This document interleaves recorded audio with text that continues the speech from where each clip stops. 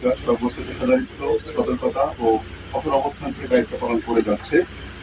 বর্তমান সরকারের নির্দেশনায় সুন্দরবন অঞ্চলে সক্রিয় সকল জলদস্যু বাহিনী নির্মূল ও উপকূলীয় অঞ্চলে সাধারণ জেলে, বাওয়ালি, মৌয়ালি ও বনজীবীদের নিরাপত্তা নিশ্চিতকরণের লক্ষ্যে বাংলাদেশ কোস্ট গার্ডের নেতৃত্বে operation restore piece in Sundarban এবং অপারেশন ম্যানগ্রোভ শিল্ড নামে দুটো বিশেষ অভিযান পরিচালিত হচ্ছে। উক্ত অভিযানের প্রেক্ষিতে গত 12 ফেব্রুয়ারি 2026 হতে অদ্যাবধি 26টি দেশীয় বিদেশি আগ্নেয়াস্ত্র, 10 রাউন্ড তাজা গোলা, 178 রাউন্ড তাজা কার্তুজ, 25 রাউন্ড ফাঁকা কার্তুজ, 187 রাউন্ড এয়ারগান গোলা ও 2টি অস্ত্রকে উদ্ধার এবং সর্বমোট 21 জন বনদস্যুকে আটক করা হয়। এ সময় দস্যুদের হাতে জিম্মি থাকা মোট 20 জনকে জীবিত উদ্ধার করে প্রয়োজনীয় চিকিৎসা সহায়তা প্রদান শেষে নিরাপদে তাদের পরিবারের নিকট হস্তান্তর করা হয়।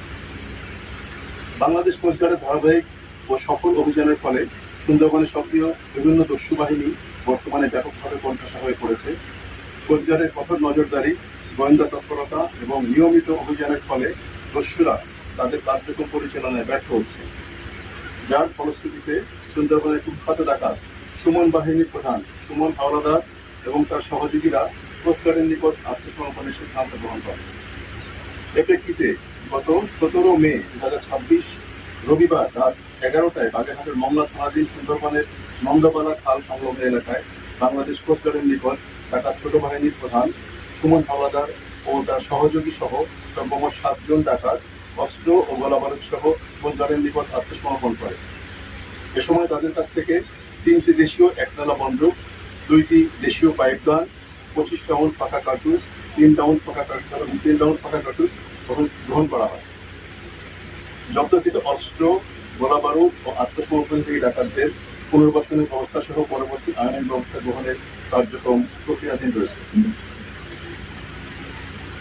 কোস্টগার্ডের চলমান এই সকল কার্যকর অভিযানের ফলে স্থানীয় কিছু স্বার্থান্বেষী মহল ও অসাধু চক্র বাহিনীর ভাবমূর্তি পূর্ণ ও অপরাধ দমন কার্যক্রমকে প্রশ্নবিদ্ধ করার উদ্দেশ্যে বিভিন্ন সময় বিভ্রান্তিকর ও ভিত্তিহীন তথ্য প্রচারের অপচেষ্টা চালিয়ে যাচ্ছে। তবে কোনো ধরনের অপপ্রচার বা বিভ্রান্তমূলক প্রচারণায় বাংলাদেশ কোস্টগার্ডের চলমান আভিযানিক কার্যক্রম ও দস্যু দমন প্রচেষ্টাকে ব্যাহত করতে পারবে না। এ ব্যাপারে আপনাদের সকলের সহযোগিতা একান্ত কাম্য। প্রকৃতপক্ষে বাংলাদেশ কোস্টগার্ড নিরলস অভিযান ও কঠোর অবস্থানের কারণেই সুন্দরবনের সক্রিয় দস্যু বাহিনীগুলো অনেকাংশ দুর্বল ও বিচ্ছিন্ন হয়ে পড়ছে। সুন্দরবনের সকল সক্রিয় ডাকাতদের দস্যুবৃত্তি পরিহার করে বাংলাদেশ কোস্টগার্ডের নিকট আত্মসমর্পণের মধ্য দিয়ে স্বাভাবিক জীবনে ফিরে আসার জন্য আহ্বান জানাচ্ছি। যারা স্বাভাবিক জীবনে ফিরে আসতে ইচ্ছুক, আত্মসমর্পণের পর ঊর্ধ্বতন কর্তৃপক্ষের মাধ্যমে তাদের পুনর্বাসনের সুযোগ প্রদান করা হবে। অন্যথায় যারা আত্মসমর্পণ না করে অপরাধমূলক কর্মকাণ্ড অব্যাহত রাখবে, তাদের বিরুদ্ধে বাংলাদেশ সরকারের ঘোষিত 0 টলারেন্স নীতির আলোকে বাংলাদেশ কোস্টগার্ড ভবিষ্যতে আরো কঠোর আইনের ব্যবস্থা গ্রহণ করবে।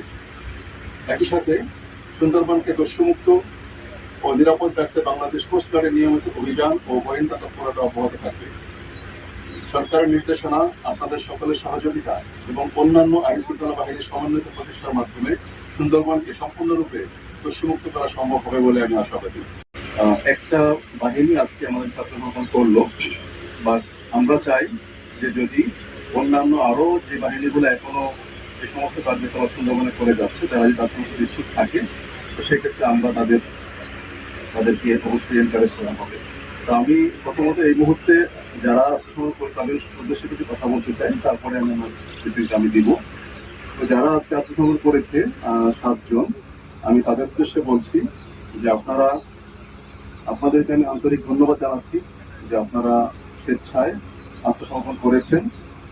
বাংলাদেশের একজন নাগরিক হিসাবে আপনাদের যেই দায়িত্ব কর্তব্য, তার মধ্যে কোনোভাবেই আপনাদের বর্তমান পেশাটা গ্রহণযোগ্য নয়।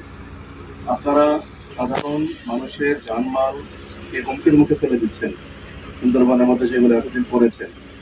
এখন যেহেতু আপনারা স্বেচ্ছা আত্মসমর্পণ করেছেন, আমি আশা করব আপনারা সুস্থ স্বাভাবিক জীবনে ফিরে যাবেন। এই স্বাভাবিক জীবনে ফেরার পূর্বে যেই আইনি যেই প্রসিডিউরগুলো আছে, সেগুলা আমাদের যে সমস্ত বাহিনী, আমাদের পুলিশ, আমরা সব মিলায় যেগুলো আপনাদের জন্য করণীয় সেগুলাই করা হবে, আমাদের উপর নির্দেশনা অনুযায়ী করা হবে। সেক্ষেত্রে বাংলাদেশ সরকার যেই নীতিতে আছে সেই নীতিতে আপনাদেরকে আশা করি আপনারা লাভবান হবেন। বাট আপনাদের জন্য আমার যেই উপদেশ, এই ধরনের পেশা কখনোই ভালো হতে পারে না। আপনারা নিজেরাও হয়তো দেখেছেন যে এই পেশাটা করতে গিয়ে আপনারা পরিবার থেকে দূরে, আপনাদের সন্তান পরিবার তারাও আপনাদেরকে নিয়ে খুব ভালো ফিল করে কিনা আমি জানি না, নিশ্চয়ই না। সুতরাং আপনারা স্বাভাবিক জীবনে আসবেন। আপনাদের এই স্বাভাবিক জীবনে আসার জন্য যেহেতু আপনারা স্বেচ্ছায় এসেছেন, আশা করি আপনাদেরকে যতটুকু সাহায্য সহযোগিতার প্রয়োজন হবে বিভিন্ন বাহিনীর পক্ষ থেকে হোক বা আপনাদের এলাকার যারা স্থানীয় প্রতিনিধি থাকবেন, আমার ধারণা আপনারা সেই সহযোগিতাগুলো সবসময় পাবেন। তবে এখানে একটাই শর্ত, যে আপনারা পূর্বে যে ধরনের অ্যাক্টিভিটিস করেছেন এটাকে আপনার ফিরে যাওয়ার কোনো সুযোগ নাই। যদি আপনারা পূর্বের সমস্ত ইয়েতে ফিরে যাওয়ার চেষ্টা করেন তাহলে কিন্তু আপনাদের জন্য আবারও জিরো টলারেন্স। আমরা যে নীতিতে এখন করতে চলছি, কোনোভাবেই জনদস্যুতা বনদস্যুতা আমরা অ্যাকসেপ্ট করবো না সুন্দরবনে। আমরা কিন্তু সেটাতে একদম নীতিতে অটল। তো আপনাদেরকে অনেক ধন্যবাদ জানাচ্ছি আমি এভাবে আসার জন্য। আপনাদের মাধ্যমে যদি আরো কেউ আপনাদের অন্য কোনো সহযোগী বলেন, অন্য কোনো বাহিনী বলেন, দস্যু বাহিনী যদি কেউ ভাবে আসতে চায়, তাদের জন্য আমাদের মেসেজ যে এটা আপনারা এই সুযোগটাকে কাজে লাগাতে পারেন।